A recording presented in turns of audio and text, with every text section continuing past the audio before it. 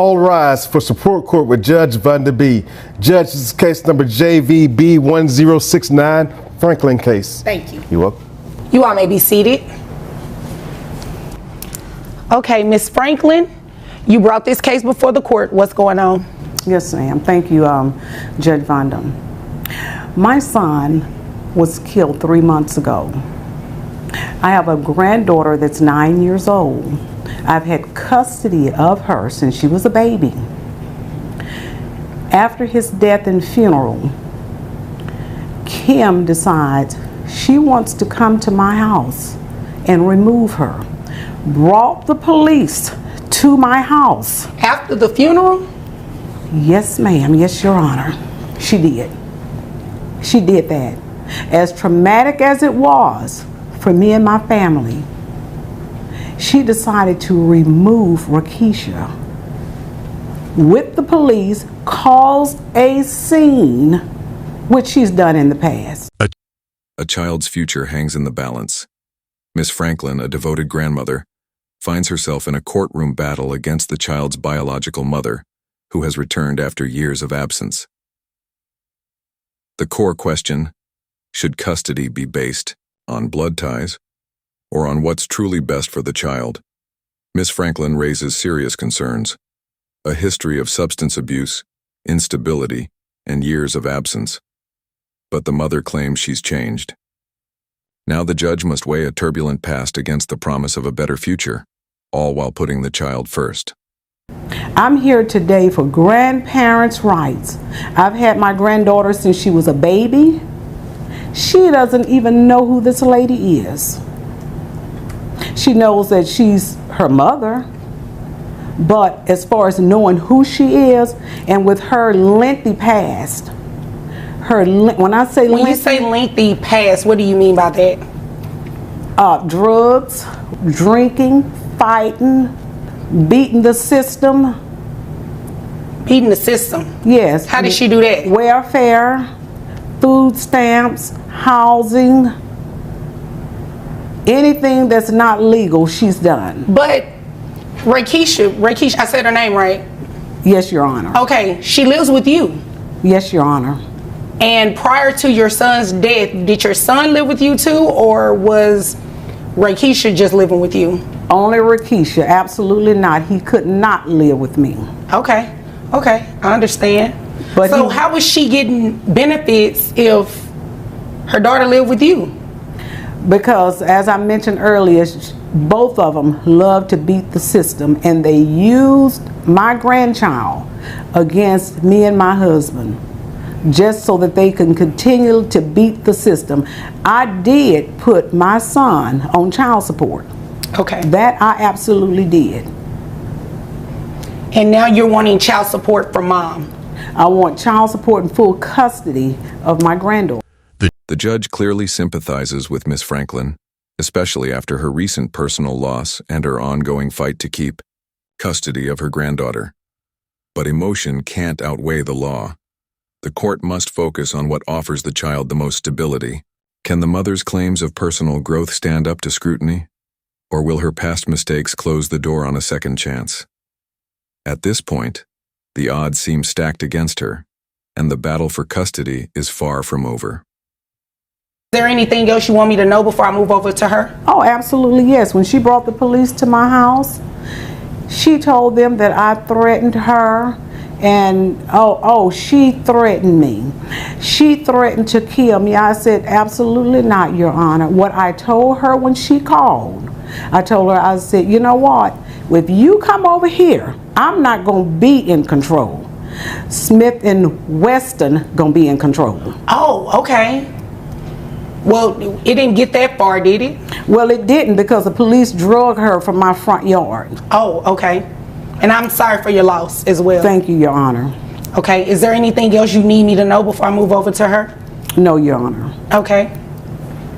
I didn't catch your last name. I just heard your first name is Kim. That's what I want to say. I'm a fan.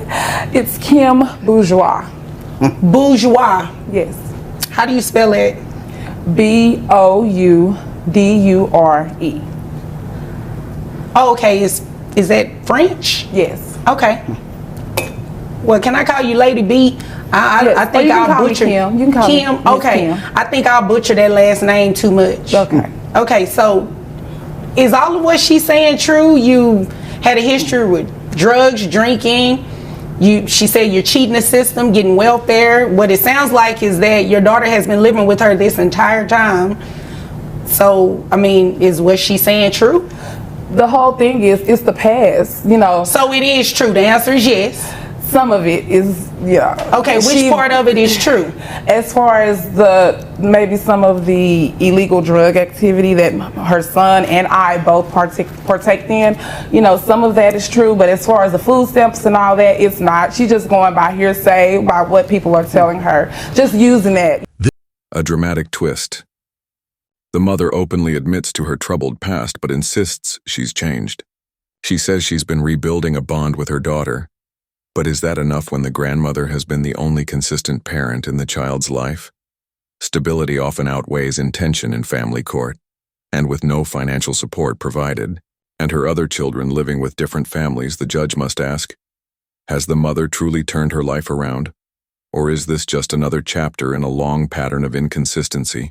As I stated, as she stated, as far as coming to get my kids, you know, with the police and stuff, that's true. Okay. Because I need Rakisha, to come and be with her mom.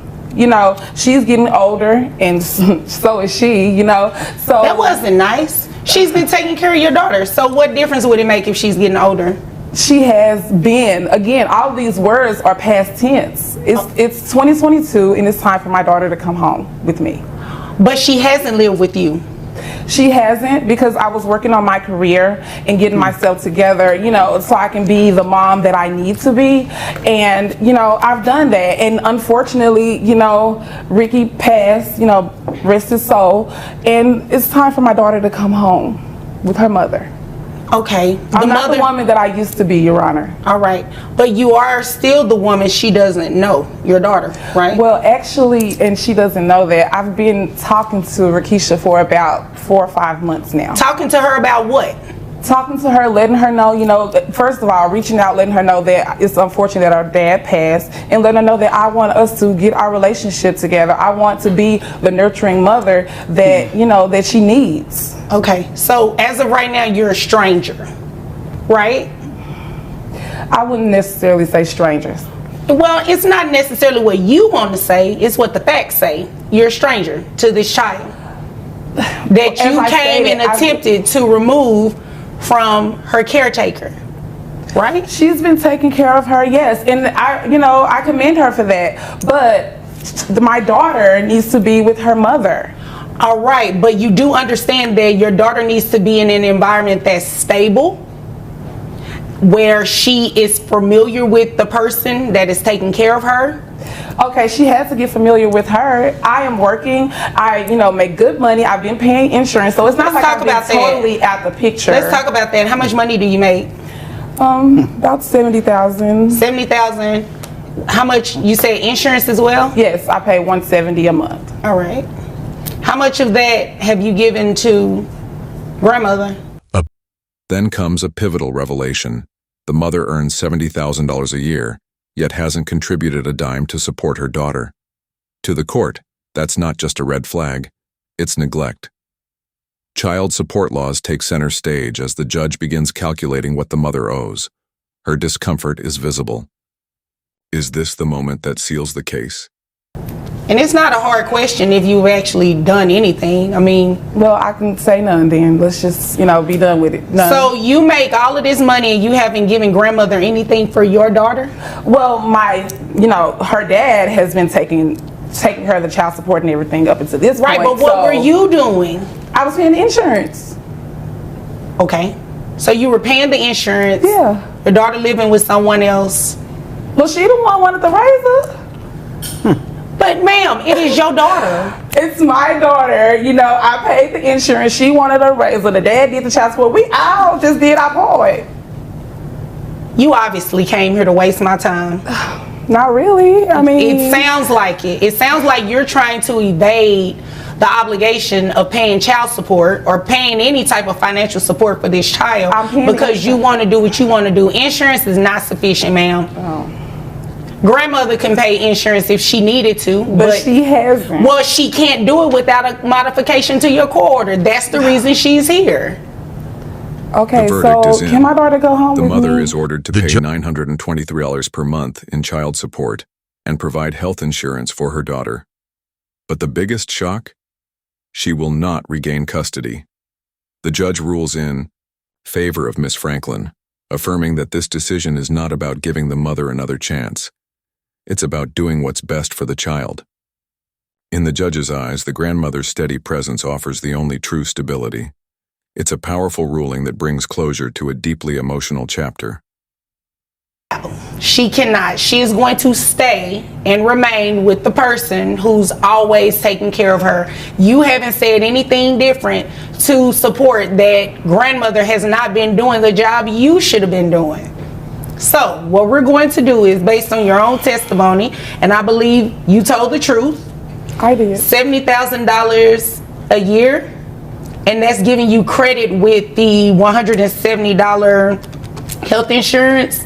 Your gross is $5,663. That brings your net to $4,613. You have one child, correct? Yes. Okay. All right, 20% of that brings your monthly child support obligation to $923. And as I stated, you are still to maintain the health insurance. That's over $1,000. And no, it's not. It's under $1,000. So 9 something plus the 170? No, you got credit. The 170 was given in your gross. So you got credit for that. $923 a month. It's what's fair. It's what's in the best interest of your daughter. Your daughter is going to remain with her grandmother. Just when it seems the case is settled, another bombshell. The mother has 3 other children, all living with different families, and she hasn't paid child support for them either. The judge, visibly frustrated, lowers her monthly payment to $680, but not without a stern rebuke. Her credibility crumbles as her own testimony undercuts her claims of transformation. And then comes the judge's final blow. You should have kept your mouth shut. A brutal reminder that actions, not words, define a parent's worth. Okay, so, okay. Anything else? You had a question? I'm just going to keep it to myself. Oh, okay. You might want to do that, especially if it was something inappropriate. All right. Anything further pertaining to this case? That's it, Your Honor. Okay. Anything further, Miss Franklin? Yes, Your Honor. This lady just sit here and perjured the court. She has 3 other children that lives with 3 other different daddies. Oh, wow. And you know, she had more miles on her than Route 1604. Okay. Well, Miss Franklin, hold on one second. Do you have other children? Yes. So why didn't you say that? Because, you know, unfortunately, like Rakisha, they live with their dads and their other parent, you know, other side of the family too. Are you paying child support for them as well? No. No. Oh, okay. So you're just not doing anything. I'm paying insurance for them too. Oh, right. So beyond insurance, you haven't done anything for them. Is that what I'm hearing? How many other children do you have? 3. So you have 3 other children. We have to manipulate your child support amount. So it should be lower. Let's see. Let's see how much lower it'll be. All right. Your child support is lower. It went to $680. Oh, should have kept your mouth shut. No, you know, first of all, that was rude. Secondly, she's being honest. You are not being honest. But that's okay. You don't have to be honest with me, because you know what? One day you're going to have to answer to each of your children. And that is going to be your battle to fight with them. Well, at least they'll know I took care of them by paying their insurance. Oh, okay. And they'll also know you're a stranger. If there's nothing further, you all are dismissed. Thank you, Your Honor. You're welcome. Thank you, Your Honor. As the gavel falls, one thing is undeniable. This was never about punishing the mother. It was about protecting a child. The judge's decision echoes loud and clear. In family court, stability always outweighs biology. If you want custody, you have to show up, support your child, and be present, not just when it's convenient. What do you think? Did the judge make the right call? Drop your thoughts in the comments, hit that like button if this case shocked you, and subscribe for more intense courtroom breakdowns.